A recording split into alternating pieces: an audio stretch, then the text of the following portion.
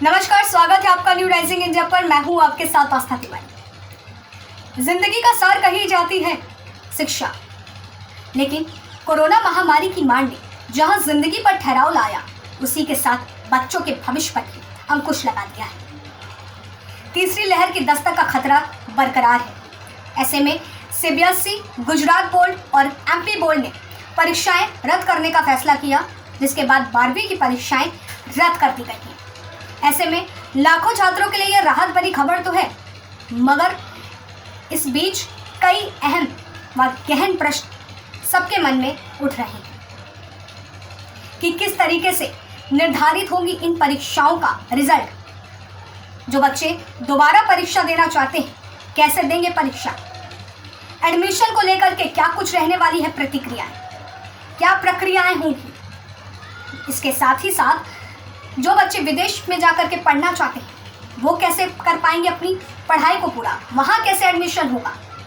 Entrance exam का क्या कुछ होगा? कितने समय बाद रिजल्ट घोषित होगा? ऐसे तमाम बड़े प्रश्नों के लिए देखिए खास रिपोर्ट। 2020 में जब कोरोना ने दस्तक दी तो हर किसी की रफ्तार धीमी पड़ गई। अगर सामान्य तौर पर देखा जाए तो हमारी अर्थव्यवस्था के साथ देश के कल का भविष्य कहे जाने वाले बच्चों की जिंदगी पर भी असर पड़ा।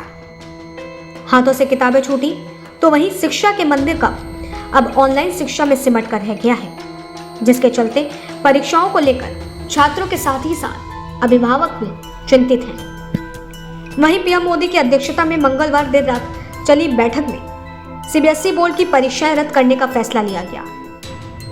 पीएम ने कहा कि ऐसी तनावपूर्ण स्थिति में कोरोना जैसे माहौल में छात्रों को परीक्षा में बैठने के लिए मजबूर नहीं किया जा सकता, जिसके चलते करीब 14 लाख छात्रों को राहत तो मिली है, मगर इस बीच छात्रों के मन में कई सवाल खड़े हो रहे हैं कि आखिर उनका रिजल्ट कैसे निर्धारित होगा, एडमिशन की प्रक्रिया क्या होगी, किस मार्किंग के आधार पर एडमिशन होगा। जो छात्र दोबारा परीक्षाएं देना चाहते हैं, वो दोबारा परीक्षाएं कैसे देंगे? अगर छात्र विदेश जाकर आगे की पढ़ाई करना चाहते हैं तो कैसे एडमिशन होगा? इन तमाम सवालों के जवाब के लिए हमें समझना होगा कि छात्रों के 3 वर्ष पहले यानी 9वीं, 10वीं और 11वीं के परिणाम के आधार पर उनके 12वीं क्लास का रिजल्ट निर्धारित किया जाएगा। तो वहीं पीएम ने अधिकारियों को यह सुनिश्चित करने का निर्देश दिया है कि परिणाम अच्छी तरह से परिभाषित मानदंडों के अनुसार निष्पक्ष और समयबद्ध तरीके से तैयार किए जाएंगे। और पिछले साल की तरह यदि कुछ छात्र परीक्षा देना की इच्छा रखते हैं तो स्थिति अनुकूल होने पर उन्हें सीबीएसई के जरिए ऐसा विकल्प प्रदान किया जाएगा जिससे वो परीक्षाएं दे सकेंगे। मगर सोचने वाला विषय यह है कि 9वीं, 10वीं और 11वीं के इंटरनल्स के असेसमेंट में कम से कम 2 महीने का वक्त लगेगा। इसके अलावा अगर कोई स्टूडेंट परीक्षा देना चाहता है तो उसके लिए भी हालात के सुधरने का इंतजार करना होगा।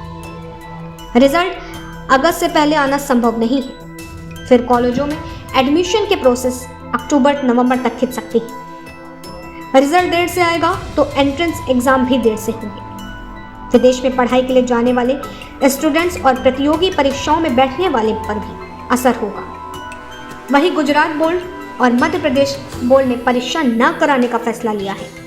कुछ राज्य अभी भी परीक्षा कराने के फैसले में मत में हैं, तो वहीं बाकी के राज्यों में भी परीक्षा को रद्द करने के आसार दिख रहे हैं। ऐसे में छात्रों के मन में प्रश्न उठना वाजिब है और इस विषय पर गहन चर्चा करना बेहद जरूरी है कि आखिर आने वाले समय में इन प्रश्नों के जवाब क्या होंगे। बहरहाल अब देखना होगा कि इन सवालों पर जवाब कब देती है सरकार।